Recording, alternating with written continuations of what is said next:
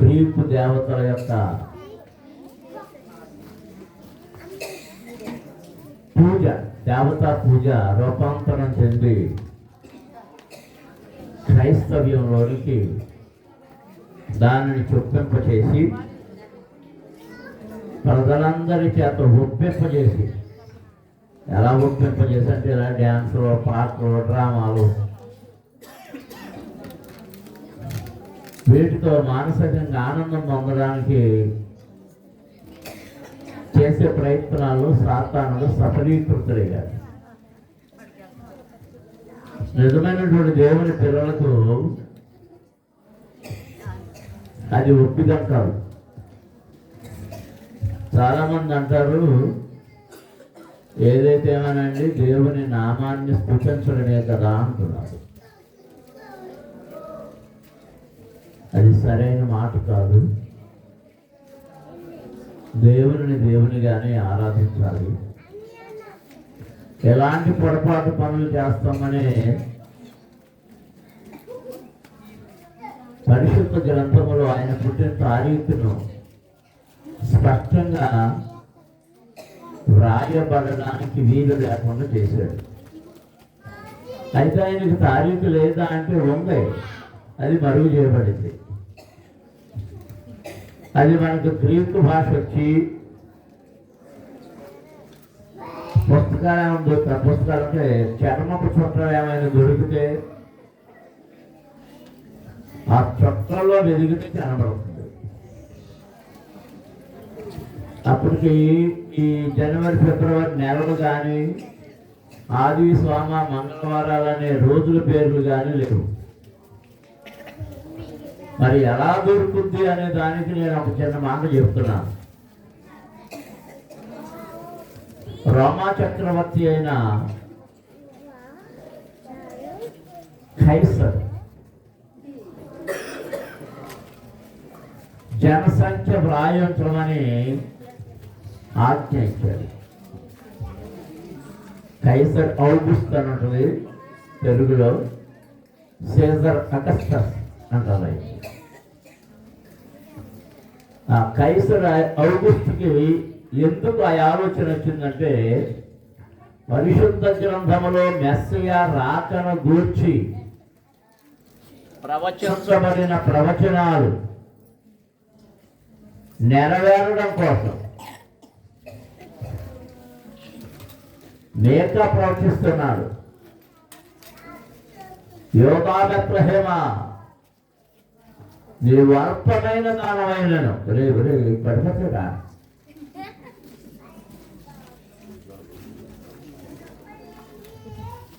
ఎంత మాత్రము అల్పమైన దానం కావు. యోగా బెత్లెహేమా ఎందుకంటే నీలో నుండి రక్షకుడు అంటే మెస్సయ్య రాబోతున్నాడు. దానిని నెరవేర్చడం కోసం కన్య మరియ గర్భవతి అవుతుందని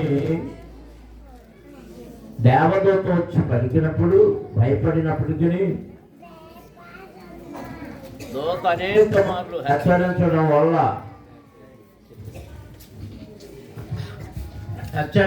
వల్ల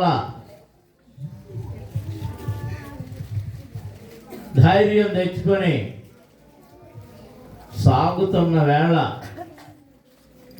ఈ ప్రవచనాల నెరవేర్పు కొరకు పని ఎక్కడ ప్రారంభమైందంటే కైసరు హృదయంలో ప్రారంభమైంది. దేవుడు మనలను ఏదైనా దర్శించాలని, ఒక కార్యమును జరిగించాలని ఆయన ఆలోచన చేసినప్పుడు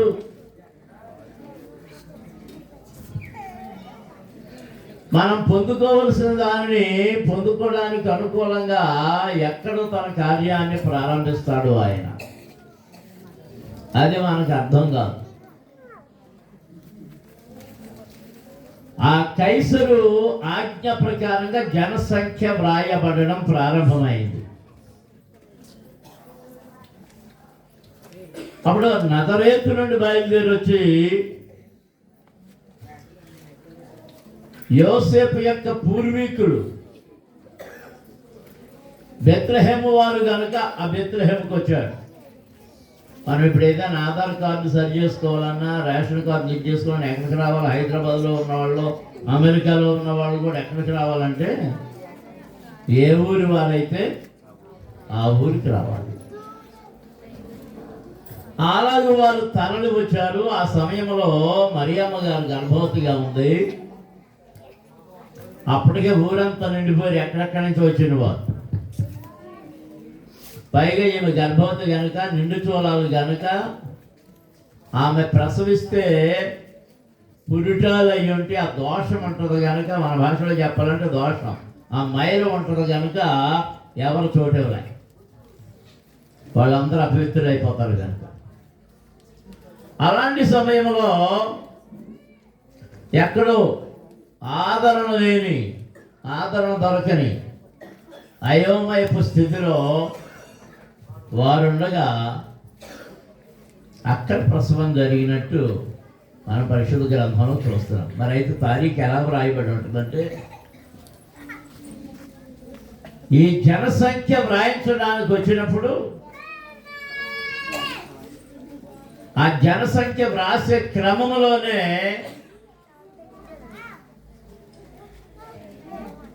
పుట్టినటువంటి శిశువైన యేసు యొక్క వివరం కూడా అక్కడ వ్రాయబడిందని మనం గ్రహించాలి.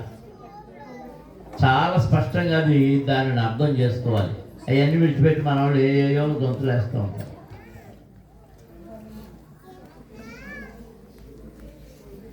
అది యాతాము మాసం అని ఒకడు అంటాడు, తిస్రీ మాసం అని మరొకడు అంటాడు, రకరకాలుగా అంటాడు. ఏదేమైనా కానీ గొర్రెల కాపరులు అని బైబిల్లో ఉందా?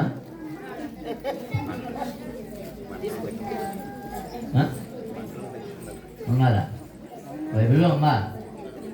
మరి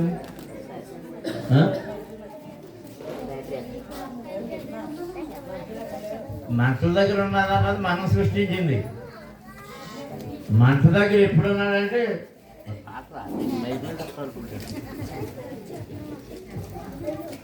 మంట దగ్గర ఎప్పుడున్నారు తెలుసా? ప్రభువుని రామారాణువ వారు పట్టుకున్నప్పుడు పట్టుకారు. పేతురు ఎక్కడున్నాడు? పరిగెత్తుకెళ్ళిపోయి. అదే కాలం అప్పుడు. మనం ఎప్పుడు చేస్తావు? అది తప్ప కదా. మరి ఎలా చేస్తున్నాగా? మరి ఇంట్రడ్యూస్ కూడా చేసేస్తున్నా అది అబద్ధం అంటారు. సగం సగం ఊపుతున్నాడు.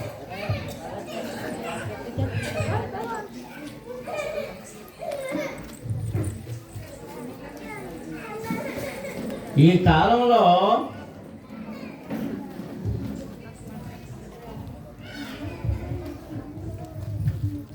భయంకరమైన చలి ఉంటుంది. బెత్లెహేములో వర్షాలు పడతాయి.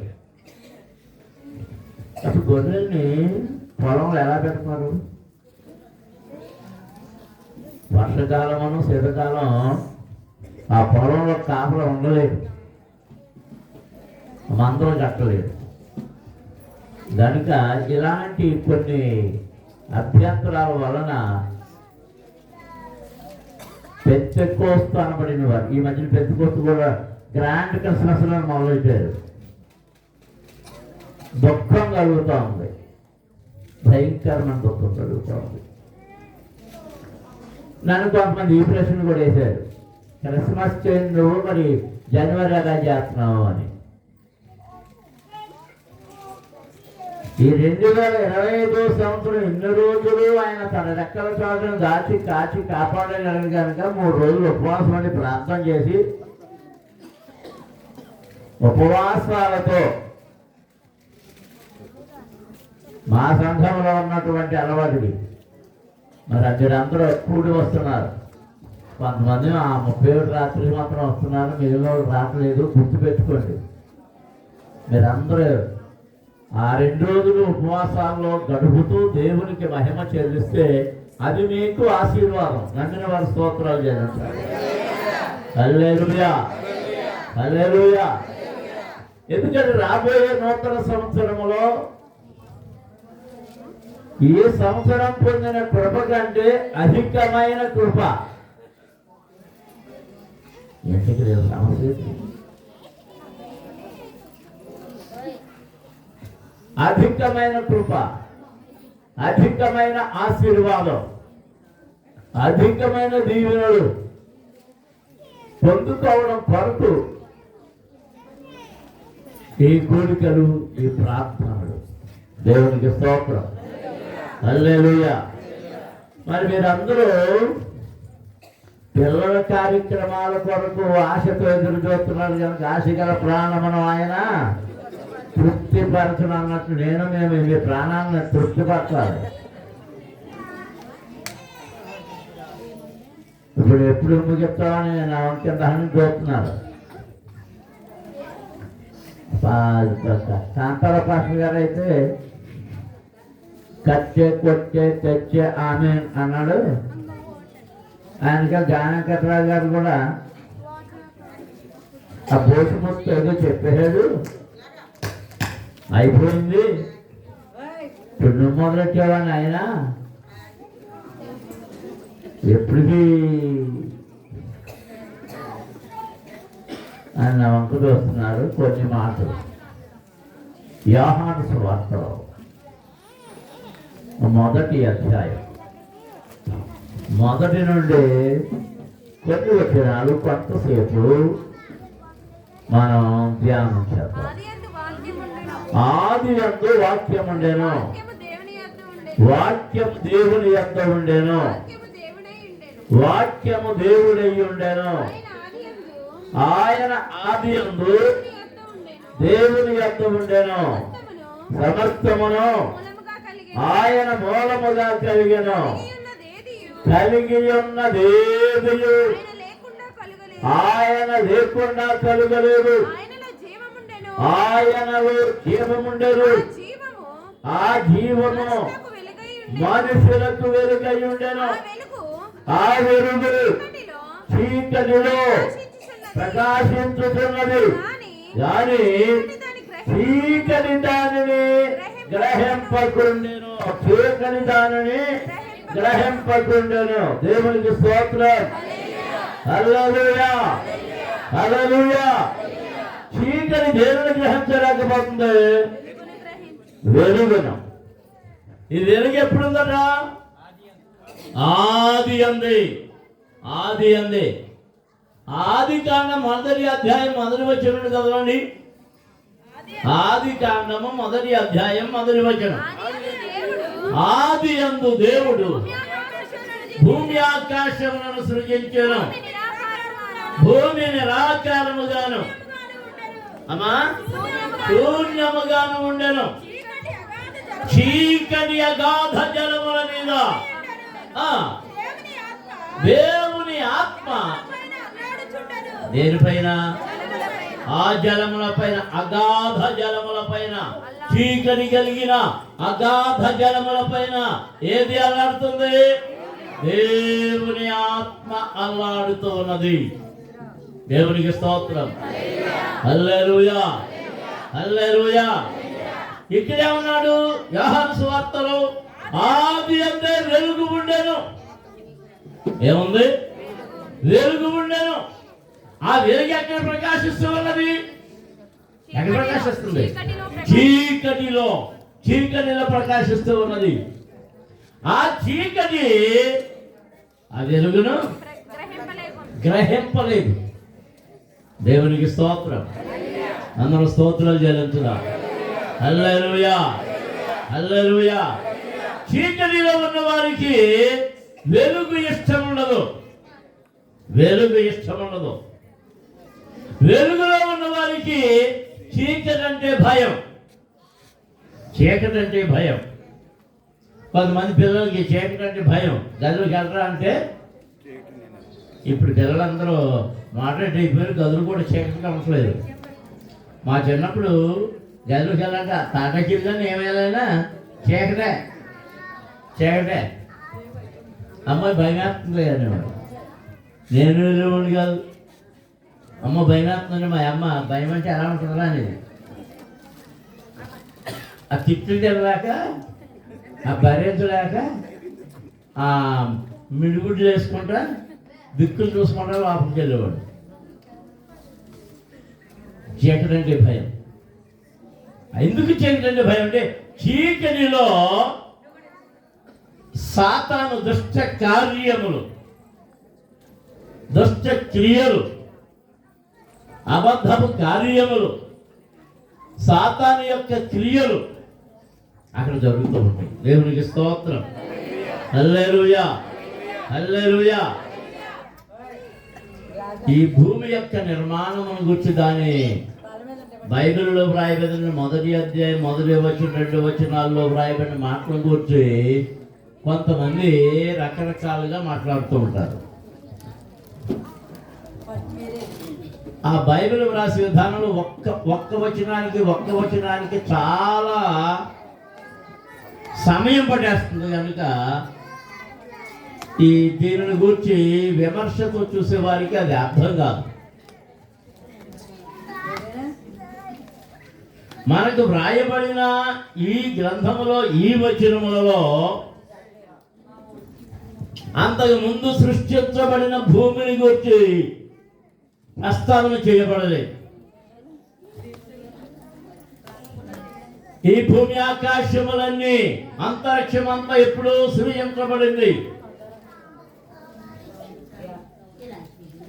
సైంటిస్టులు ఏమంటారంటే దేవుడు లేడు, ఈ అంతరిక్షం అన్ని దానికి అయ్యే పుట్టేసినాయి అంటారు.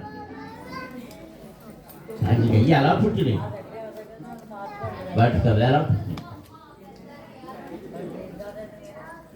మనం ఒక గిన్నెలో, కుండలో నీళ్లు ఒక 20 రోజులు, నెల, 2 నెలలు నిల్వ ఉంచితే దానిలో ఎప్పటికి వస్తాయి? పురుగులు, దోమలు, ఇంకా ఏవేవో నాచు అవన్నీ వస్తాయి. అవన్నీ వాటికి వస్తున్నాయి. అవన్నీ వాటికి అవి రావడానికి కారణం కూడా ఏవో ఎదురు రావడమో మరేదో కారణం అవుతుంది. ఇలాంటి వాటిని నేను పక్కకు పెట్టేసి వేరే మాటలు మాట్లాడుతున్నారు. కానీ ఇక్కడ యోహాను సువార్తలో ఏమంటున్నాడంటే ఆదిలోనే వెలుగు ఉండెను. ఏముండెను? వెలుగు ఉండెను.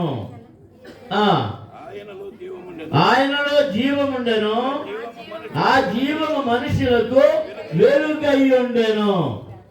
అన్నము దేవునికి స్తోత్రం చెల్లించాలి. హల్లెలూయా. ఆ జీవం మనుషులకు ఏమై ఉంది? వెలుగై ఉంది.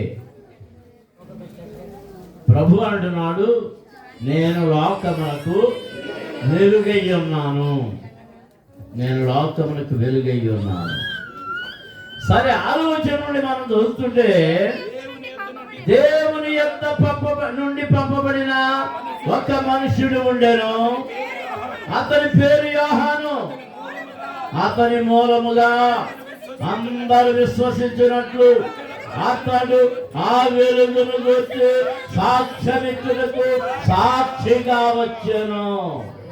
దేవునికి స్తోత్రం. హల్లెలూయా, హల్లెలూయా. ఆ వెలుగును గూర్చి సాక్ష్యం ఇవ్వడానికి ఒక సాక్షి ముందు పంపబడ్డాడు. ఆయనలో ఉన్న జీవమే వెలుగు. ఆ వెలుగును ఈ లోకంలోనికి వచ్చిందని చెప్పడానికి ఒక సాక్షిని ముందుగా ఈ లోకానికి పంపాడు. ఆ సాక్షి ఎవరంటే పంపబడిన యోహాను. దేవునికి స్తోత్రం. హల్లెలూయా, హల్లెలూయా. ఆయన ఎందుకు వచ్చాడట? వెలుగును గూర్చి సాక్ష్యమిచ్చుటకు, వెలుగును గూర్చి సాక్ష్యమిచ్చుటకు ఆయన ఈ లోకానికి వచ్చాడు. ఆయన వచ్చిన తరువాత ప్రభు ఈ లోకానికి వచ్చాడు. ఆయనకంటే ముందు పంపబడిన వాడు యోహాను. యెషయా గ్రంథంలో వ్రాయబడింది, ఎత్తైన స్థలములను, మెట్టలను, పల్లములను అన్నిటినీ సరిచేయడానికి ప్రభువు ముందుగా త్రోవను సరళము చేయడానికి ఒకడు పంపబడ్డాడు. తన దూతను పంపాడు. ఎవరిని పంపాడు? తన దూతను పంపాడు. ఇప్పుడు యోహాను ఎక్కడి నుంచి వచ్చాడు? యోహాను ఎక్కడి నుంచి వచ్చాడు చెప్పండి. ఎంతమంది అంటున్నారు? అర్థం కాలేదు. ఏదో కథల్లో ఉన్నట్టున్నారు. ఎవరు పంపబడ్డారు? యోహాను ఎక్కడి నుంచి వచ్చాడు? యేసు ప్రభు ఎక్కడి నుంచి వచ్చాడు? మేము ఎక్కడి నుంచి వచ్చాడు? నలభై నుంచి వచ్చాడు. ఏం చదువుతుంది? అదే ఇప్పటికీ యేసు ప్రభు ఎక్కడి నుంచి వచ్చాడు? తెలవనోడు చేయత్తాను, తెలిసినోడు చేయత్తాను. ఆడవాళ్ళు ఎవరంటే ఎత్తుతలేదు, మగవాళ్ళు ఎవరంటే ఎత్తుతలేదు. మరి ఎవరు?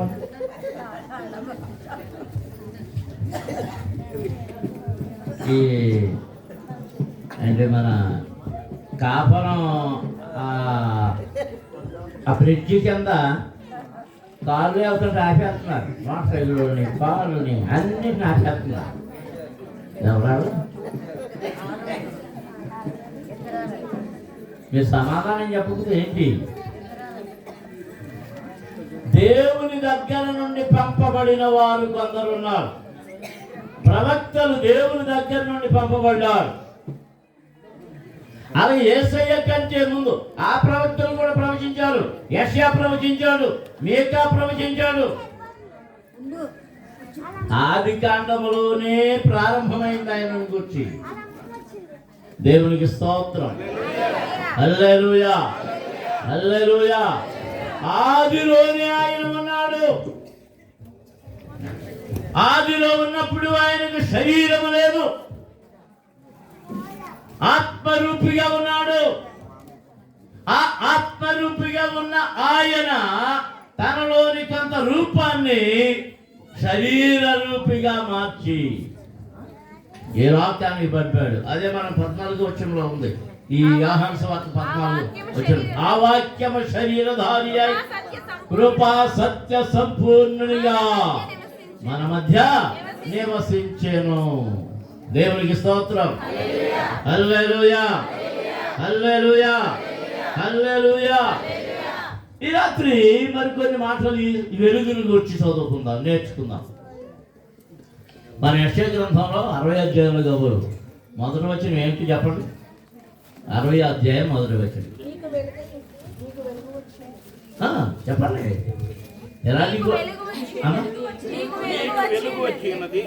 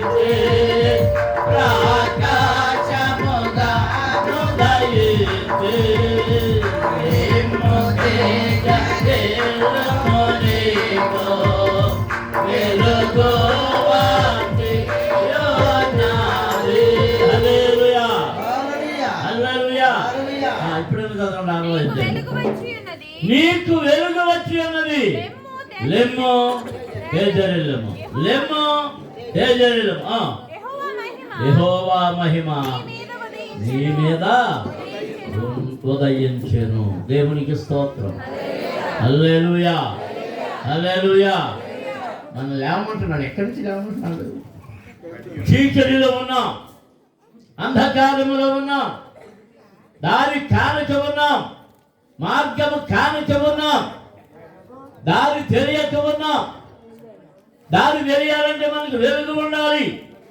కరెంటు పోగానే ఇప్పుడు అందరి చేతుల్లోకి ఏమి వేస్తున్నారు?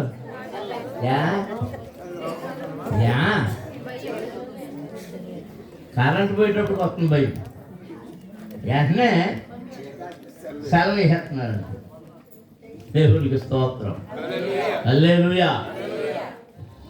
కాసేపటికి బ్యాటరీ అయిపోద్ది ఆ సెలవుకే.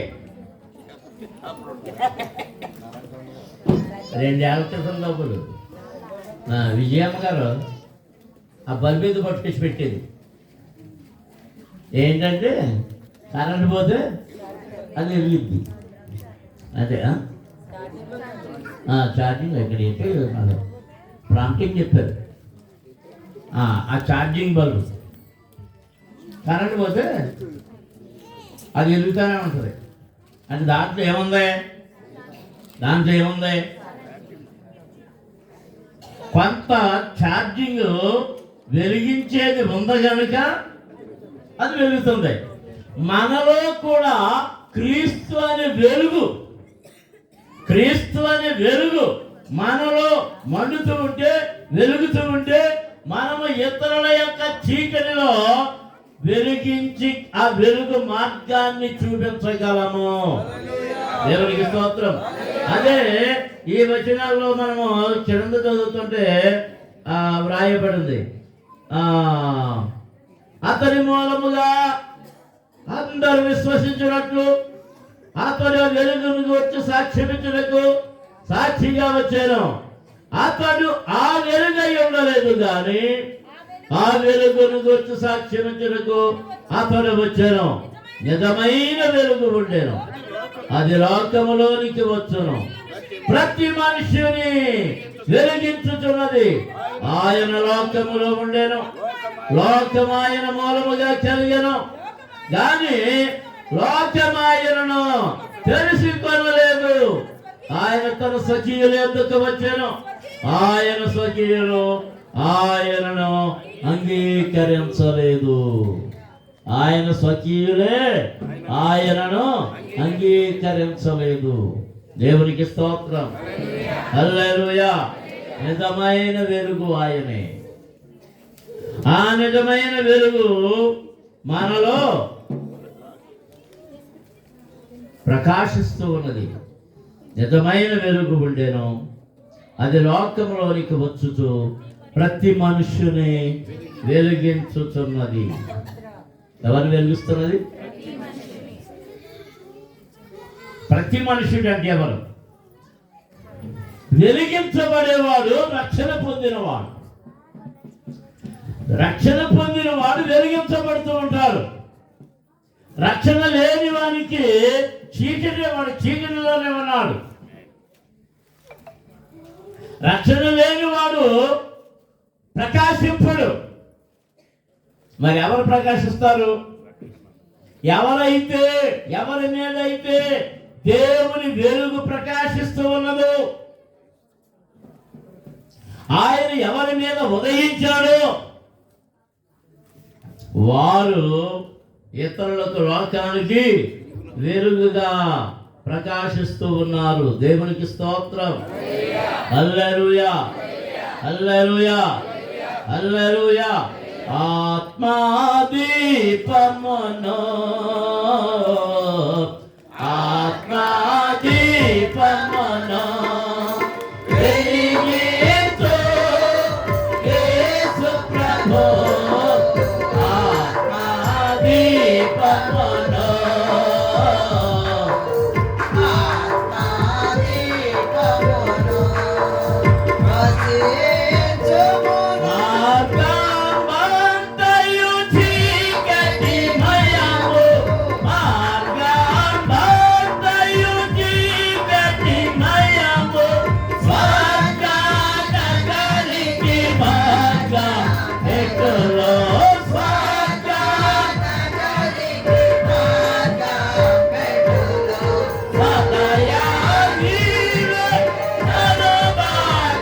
Sunday.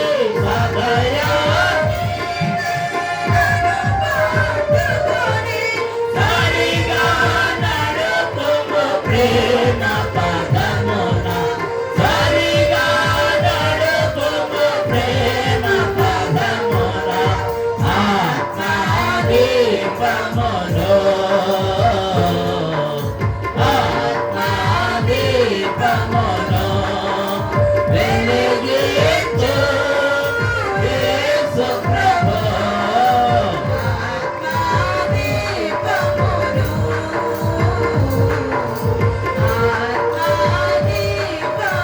హల్లెలూయా హల్లెలూయా హల్లెలూయా.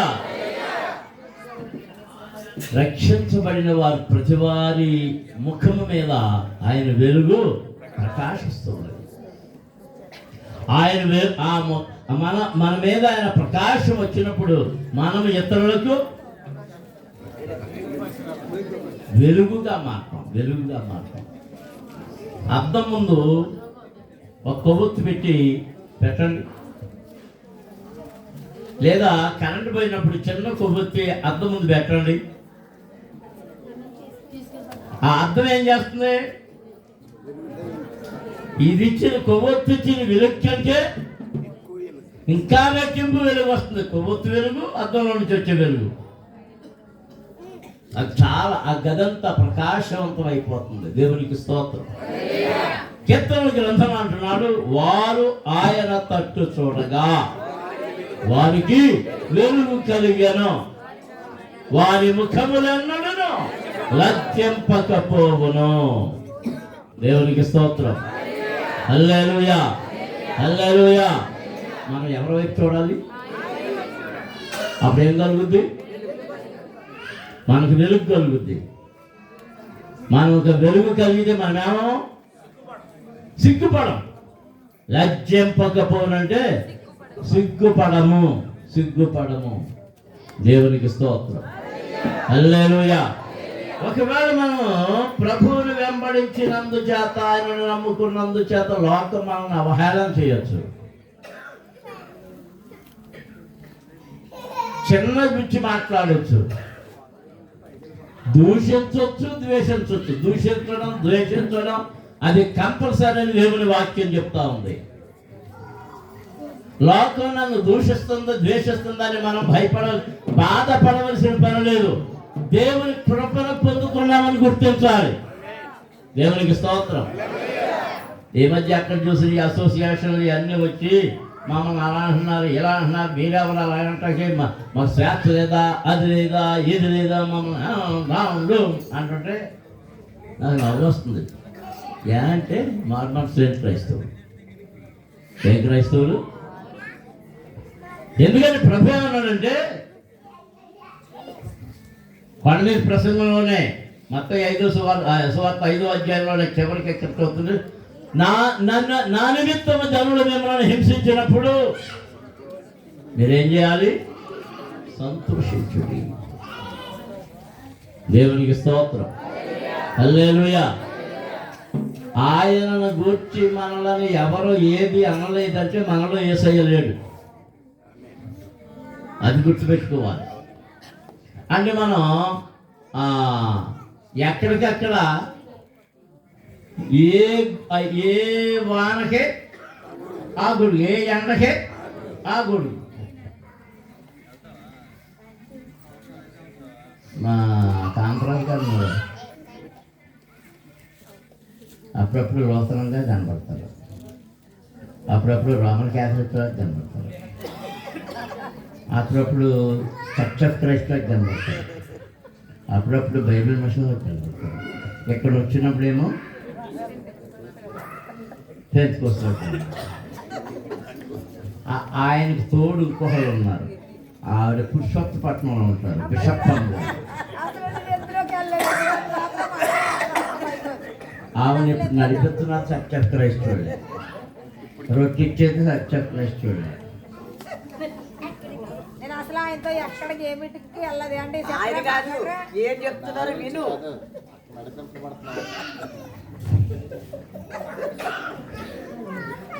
బాగా ఇంటికి వచ్చింది కదా, రంగు బయటకు వచ్చిందా? మనం వెలిగించబడాలి, చీకటిలో నుంచి వెలుగులోనికి రావాలి, చీకటిలోంచి వెలుగులోనికి రావాలి, లోకములో నుండి వెలుపలకి, చీకటిలో నుండి వెలుగునకు. దేవునికి స్తోత్రం. హల్లెలూయా హల్లెలూయా. నాకు చీకటి వద్దు అన్నవాళ్ళు ఎంతమంది ఉన్నారు? చేయొద్దండి. హల్లెలూయా. నాకు వెలుగే కావాలన్న వాళ్ళు ఎంతమంది చేయొద్దండి. హల్లెలూయా. స్తోత్రం, స్తోత్రం. నాకైతే వెలుగే కావాలి. మా పాత్ర అప్పుడప్పుడు ఏం చేస్తాను, గదిలో లైట్లన్నీ ఆడిపోతాను. నేను కస్సు కయ్యమంటాను. ఆవిడ అనుకుంటుంది నాకు చీకటి అంటే భయం అని. నాకు చీకటి అంటే భయమే, భయమే. ఇది వరకు ఒక లైట్ వేసుకునేవాళ్ళు, ఇప్పుడు 2 లైట్లు వేసుకుని వెళ్ళి పడుకుంటున్నాం.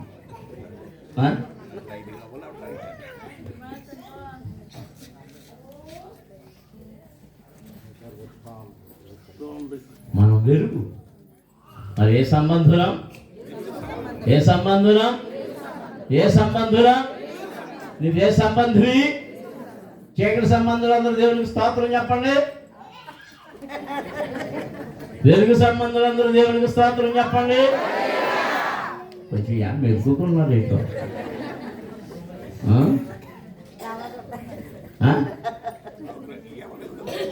ఓహో, ఈ ప్రోగ్రాంలు అవ్వలేదనా? దేవునికి స్తోత్రం.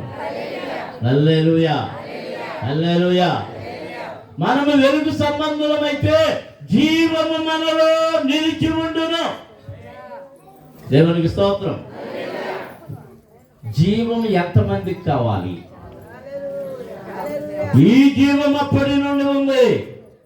ఆ జీవమే వెలుగు, ఆ జీవమే వెలుగు. ఆ వెలుగు మన మీద ప్రకాశిస్తూ ఉన్నది. ఆ వెలుగునకు సాక్షులము మనము. దేవునికి స్తోత్రం. హల్లెలూయా, హల్లెలూయా, హల్లెలూయా, హల్లెలూయా, హల్లెలూయా. దేవుని పిల్లలారా, అది ఇంకా అవ్వలేదా? ఏది అక్కడున్నా నాకు ఎవరు కనపడలేదు. మరి ఆ డైరెక్టర్ కూడా కనపడతాడు, ఏం చేస్తలేదు. మెట్ల మీద కూర్చున్నారా? ఊపు అయితే నా కోసం చూస్తున్నారా? దేవుని పిల్లలారా, వెలిగించబడిన మనము ఈ 2025ను ముగించుకుని 2026లోనికి మరింత రెట్టింపు వెలుగుతోనికి వెళ్ళి ఇతరులను వెలిగించుదాం. ఇతరులను వెలిగించుదామని ఎంత ఆశ కలిగి, ఎంతమంది ఆశ కలిగి ఉన్నారు వాడు చేయొచ్చు. దేవునికి స్తోత్రాలు చెల్లించండి. అంటే మీ చేతికి ఏం అప్పగిస్తున్నాం? ఇప్పుడు మీరు మన పురుషోత్తపట్నంలో చిన్నారు అందరికి ఏమి ఇచ్చింది? చిన్న చిన్న బుల్బుల్ కొవ్వొత్తులు ఇచ్చింది. బుల్బుల్ కొవ్వొత్తులు అవి అప్పుడే ఊదే జేబులు పెట్టుకున్న వాళ్ళు కొంతమంది ఉంటారు.